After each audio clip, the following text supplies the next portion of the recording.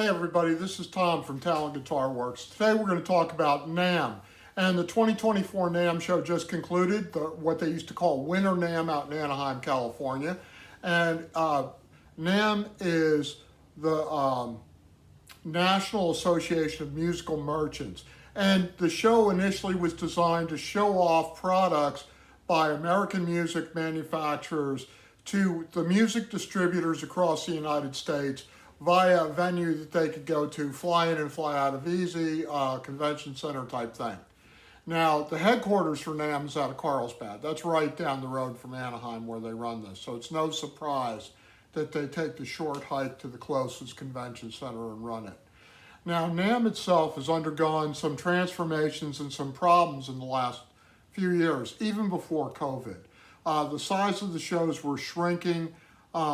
The manufacturers that had the mega booths, Gibson and Fender, with all their offshoot and brands, just stopped showing up. The Summer NAMM show in Nashville, which is America's music city, also was a very small event.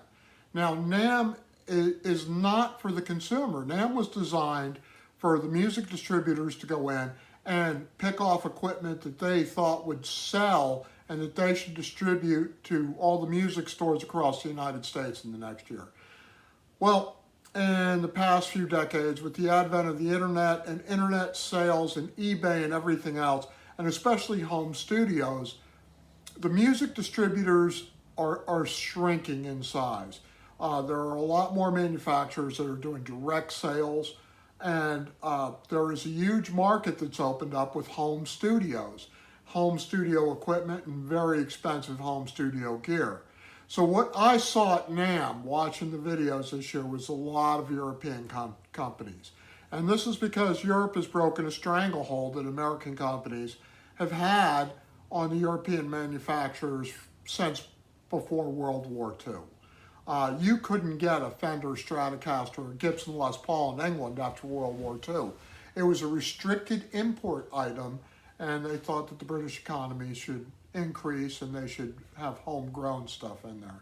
So this is why you'll hear all those stories of rock stars trying to get their hands desperately on a Stratocaster, Telecaster, Gibson Les Paul, or an SG. Now, to jump up to where we are now, what do I think has to happen with the NAMM show? They got to have consumer days. If you want to attract the numbers, and I really didn't see the number of people at NAMM in any of the videos on any of the days. This event was sparsely attended.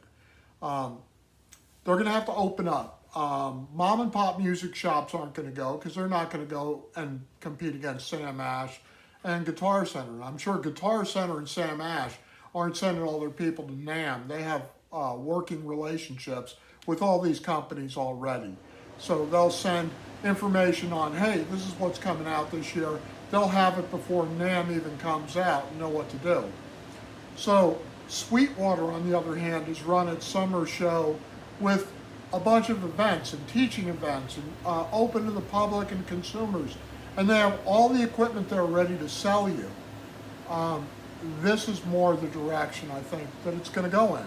But on breaking the stranglehold part of the European music companies, to get a Framus just a decade ago and pay all the import fees and duties on it, or a Warwick, was expensive. A lot of the added cost to those instruments was import fees and tariffs. Warwick and Framus have since gone to an Asian-produced entry-level guitar series, and whenever a company does that, they do it for one reason. They want to put a model of theirs on the market that's relatively cheap, that gets seen all over the world, so they get acclaim. And people think, well, if they could do this with their import, what is their, their top of the line model like? And it works to a large extent. I think the largest selling guitar last year worldwide was the Paul Reed Smith DGT SE. And I heard it's still on back order in some places. And this shows you, it showcased Paul Reed Smith guitars at an import price, an import level, and people bought the guitar. Now, are people going to buy more and more imports? Right now, that's the appearance of things. And I know I blast a lot of the fake guitar companies, because I'm sure that some of these companies like Glary and Firefly, there's no Glary office building or Firefly. It's a bunch of people saying, look, I know how we can make money.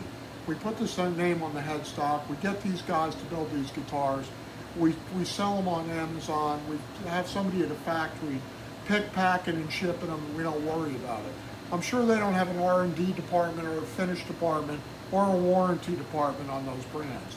Now take Thomann, which is a reputable German, European music supplier, and they have gone off and just skirted the edge of all the copyrights and patents on, hey, you can't build it to look like this or look like that.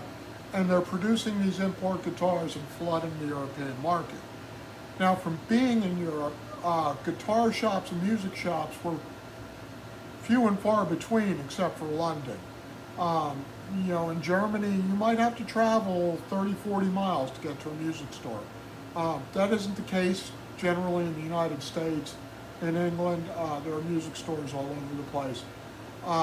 Now with Thomann stepping up into this void and producing all the Harley Benton products, I think this is going to change.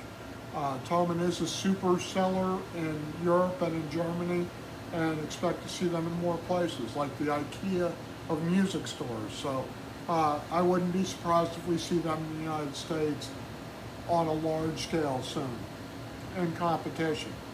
So that's my take on it. What I think NAMM needs to do is, one, move it around the United States.